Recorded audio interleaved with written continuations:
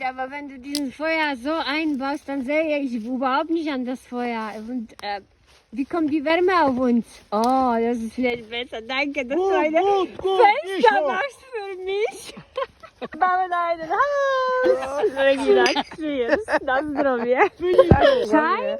English Schein. Oh mein Gott, das ist, glaube ich... Aber du willst kochen da drauf. Erstmal lass uns erwärmen. Wow, wir werden noch hier kochen. Stopp. Wir können hier 3 Tage bleiben. So viel Essen haben wir mitgeschleppt.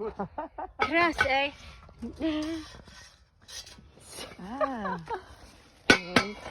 Nein, du bist ja ausgerüstet hier. No, MacGyver. Der macht das nicht zum ersten Mal, glaube MacGyver, ne? ich.